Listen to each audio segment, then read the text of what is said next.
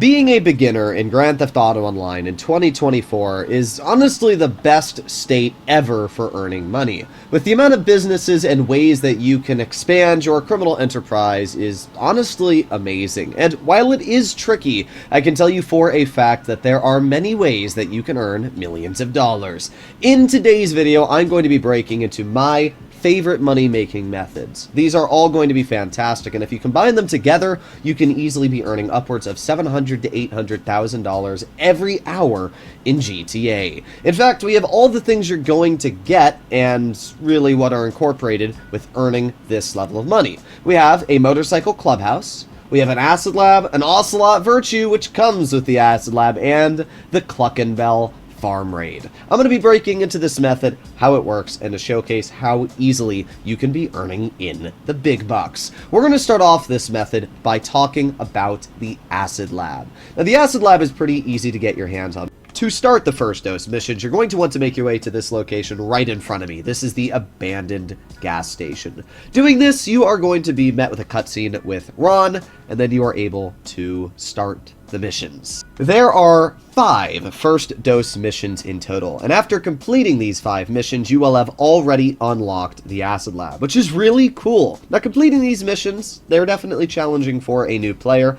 Some of them involve shootouts, some of them involve you actually learning cover and making sure you take advantage of snacks and everything like this. So as a new player, you're definitely going to want to be prepared for these missions. Probably will take you around 2 to 3 hours to complete, but the missions themselves pay out well. Each time you complete them as a first-time bonus, you're going to earn around $50,000, and if you pair that with the fact that you're getting a $200,000 bonus for completing them as a leader once you do it with the first 5, you actually make close to $500,000 for all the missions. When you pair that with the fact you're also getting an acid lab for free, that's really, really nice. Now, once you get the acid lab, it's not over. You also need to do some Dax Fooligan missions. You just gotta call Dax on the phone, and you have to do 10 of these missions in total to unlock the upgrade for the acid lab. What's nice is that each of these missions will pay you around $50,000, which is actually a decent payout. So overall, getting the acid lab is super easy. You're getting paid for it,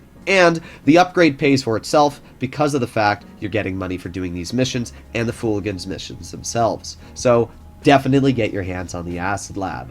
And then it gets even better. The Ocelot virtue is able to be obtained if you complete the final 5 missions, which are the last dose missions. Personally, I would be willing to say that the Ocelot virtue is one of the best vehicles in all of Grand Theft Auto Online, especially if you are a new player. Why? Well, first of all, it's fast. It's an electric vehicle, and it means even if you're under level 100, you don't really need to worry about upgrading this vehicle in terms of speed, because it is already accelerating up to its top speed very quickly. It's got fun handling, and it's just a really great car in general to drive and have a lot of fun with. It looks amazing, but it gets even better. This isn't a Tech vehicle. It can drop Amani Tech mines, which we can see I'm doing here. They aren't explosive, but they will still stop people from chasing you, as they are slick mines that you can just keep on spamming. The Ocelot virtue can survive 10 sticky bombs and homing missiles, and you can put on a homing missile lock-on jammer. These are all things that, as a beginner, you will definitely want to use. The only problem is you need an agency,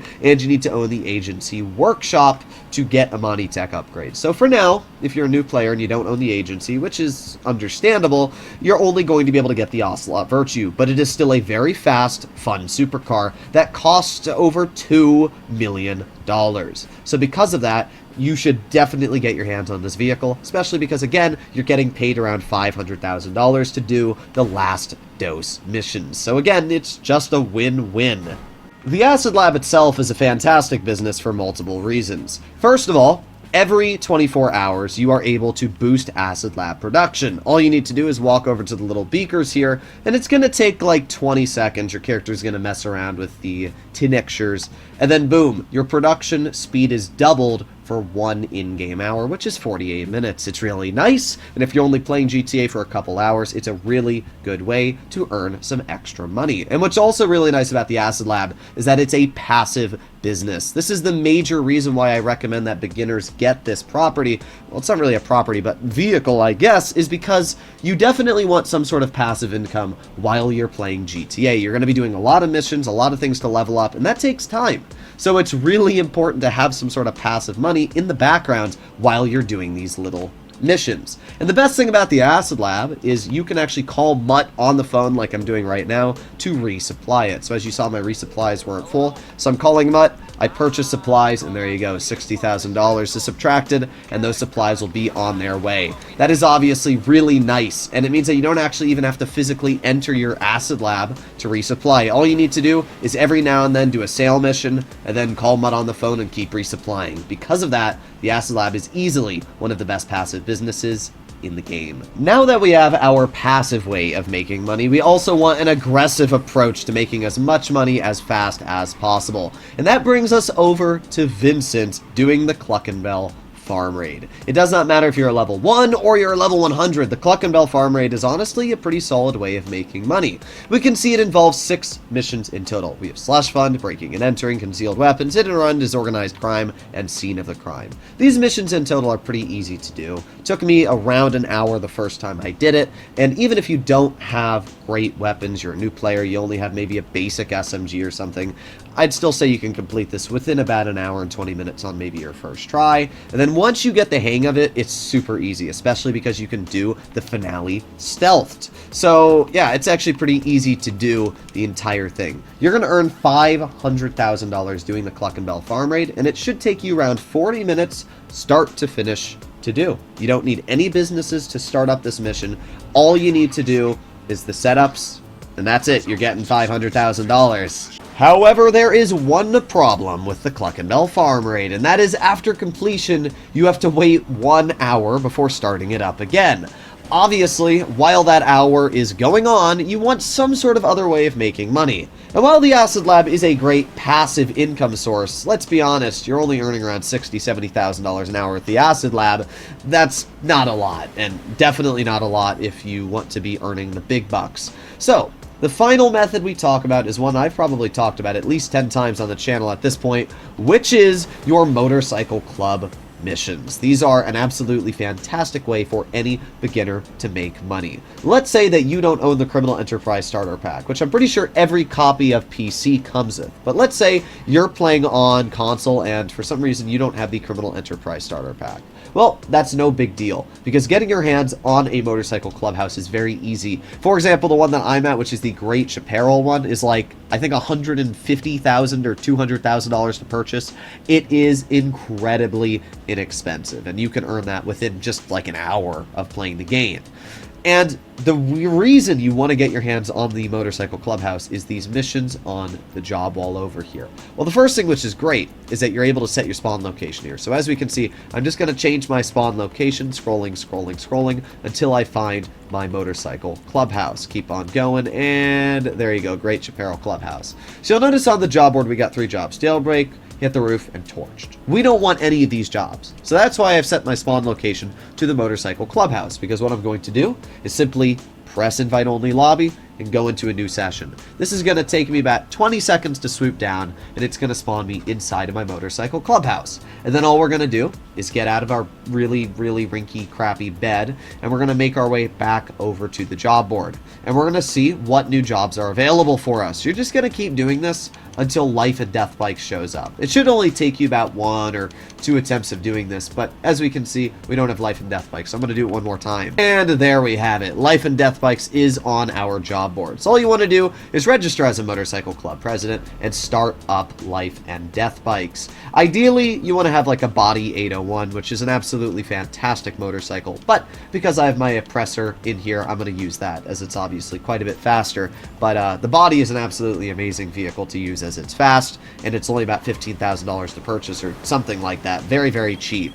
So we're going to be making our way over to Vinewood Hills to start the mission up. After sneaking your way inside of the house, all you're going to want to do is clear the guards inside. This is really easy, as you can see, especially if you just have assisted aim on, which a lot of consoles do. It really takes about half a second to clear everything in front of you. There's going to be 1 guard in front of me here, and I don't even care about that one in the back room. There's going to be 3 little red buttons on the walls. All you're going to do is click each button until the elevator door opens. Usually it's like the second one, but we'll see.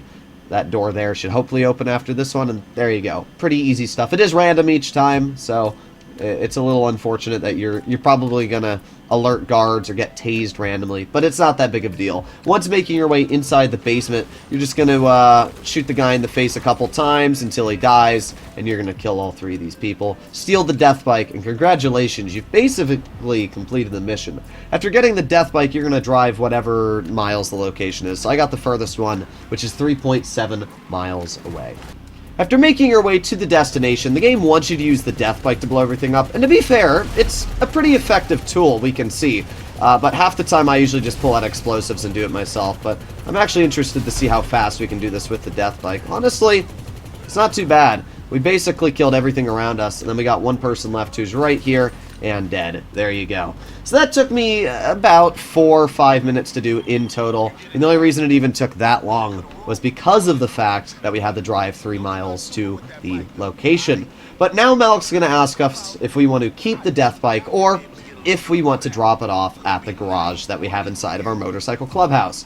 Now, because of the fact that when you're a new player, you're probably not going to have the garage, we are just going to decline it. We're going to get paid $26,500, and that's it. But that's good money. That's $26,500 for about 5 to 7 minutes of work, which really isn't too bad at all. And then once you're done with the mission, you just find a new session, invite-only lobby, and this is why setting your spawn location to the motorcycle clubhouse is so important, because instead of driving all the way back there, all you need to do is respawn back inside of your clubhouse. Your personal vehicle is going to be inside of the garage, and then all you need to do is walk over to the job board once again and look for the job. If it's not there, simply do what I said before. Repeat just going into a new lobby until it's there. It's that simple. So we're going to take a look at the job board.